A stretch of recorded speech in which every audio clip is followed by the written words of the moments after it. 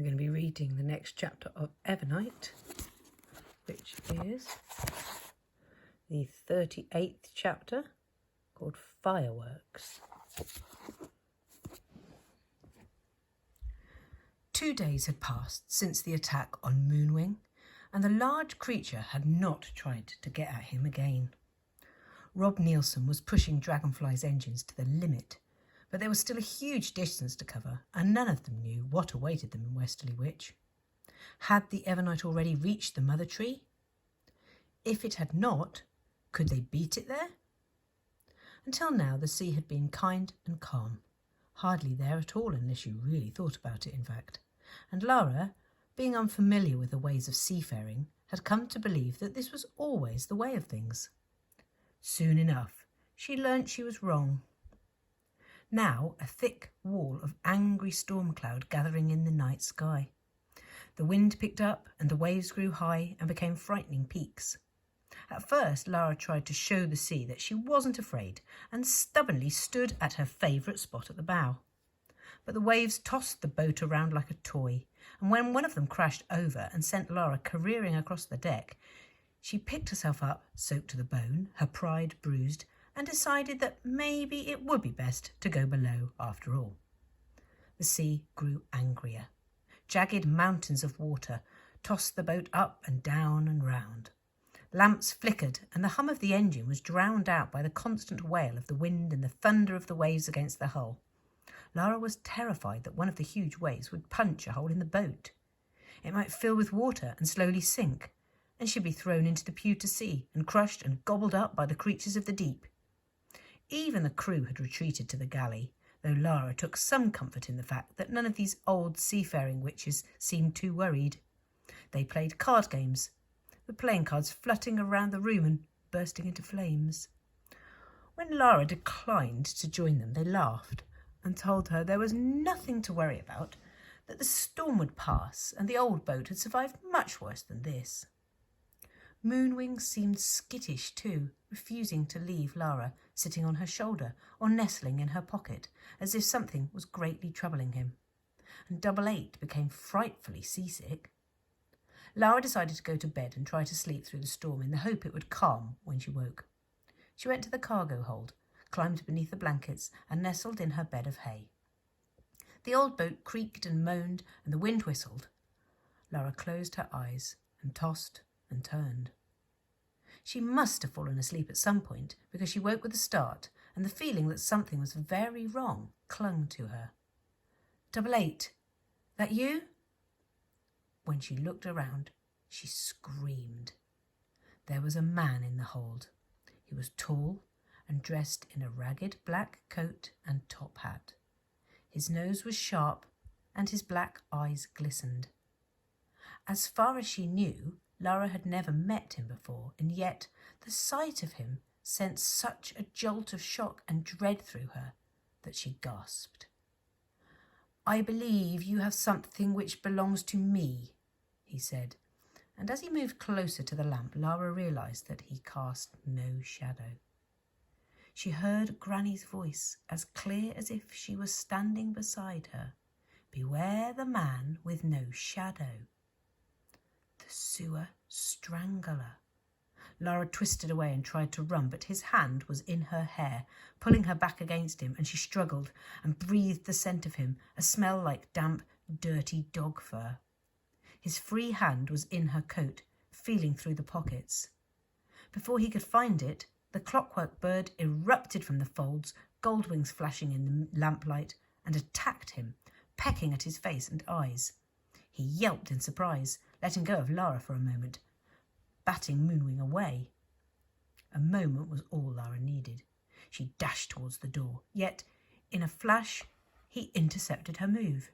He dragged her up and clamped a hand over her mouth so that she could not scream again. "Call the bird down here." Lara tried to squirm and fight and kick, but he was awesomely strong. A deep growl of unnatural power rumbled through him. Lara felt it in her bones. His grip tightened around her jaw, and she was sure he was going to crush her skull. But just then the door to the hole burst open. There was a sudden flash, and he let her go. Bernie, Magnus, and the crew had poured into the hold, wands drawn, spells glowing in the revolver chambers. They fired at the same time. Strands of brilliant light, fine as spider silk, shot from their wands, wrapping around the man in black, binding him tight. The stream of light from Bernie's wand faltered and crackled as he fought back. "Go, Lara! Tell Rob Nielsen! Get off the boat!" The shadowless man growled and shook off the bindings. He reached out and grabbed Lara by the hair again. But the witches fired more spells, and he let go, and Lara ran to the blur of panic through the door to the passage. Moonwing stuck close as Lara snaked through the rocking boat. Around a corner, she banged into 88. "What's wrong? What's happening?" "There's someone on the boat. We need to get away. He's after Moonwing." The ship lurched as they climbed up and out to the deck. As soon as the door opened, the roar of the wind smothered everything else, and Lara had to fight against the gale to move forward. The sky exploded here and there with great forks of lightning, and the flashes lit up the ocean too, towering mountains of water as far as the eye could see. A wall of water came crashing over the boat, knocking Lara over, washing her across the deck. Up she staggered, 88 helping her, the wind and rain lashing at them, the spray hitting their faces like hail. The glow from the captain's cab flickered, and Lara stumbled towards it, clinging to ropes and poles as the boat climbed and fell and tilted. At last she threw open the door. Rob Nielsen was at the wheel, his huge hands gripping so tight that they turned the colour of bone. Captain, there's a man below deck." "I don't have time for your lies, street rat," he thundered at her. "I'm trying to keep us afloat. Go bother someone aboard, someone else." "But I swear it. There is a strange man on board. The others are fighting him. Bernie says I'm to get away with Moonwing, but I don't know how." "She's telling the truth," screamed 88. An explosion shook the deck, and the cargo hold hatch flew open. Orange flames licked up through the gaping hole. Rob Nielsen ripped his gaze from the angry sea, and there was a look of fury and disbelief on his face. He locked the wheel in place, stepping away from the controls. "Hell's teeth! There's spells down there that could blow us to the Weeping Isles. Get to the lifeboat." Rob staggered across the sloping deck, loosening ropes, winding levers. Something clubbed Lara on the side of the head. She saw spots of light, felt hot pain, and fell to the floor. Now the shadowless man stood over her, drifting in and out of focus, his foot pinning her, squeezing. The tails of his coat were on fire. The storm roared, and the rain and sea spray whipped all around.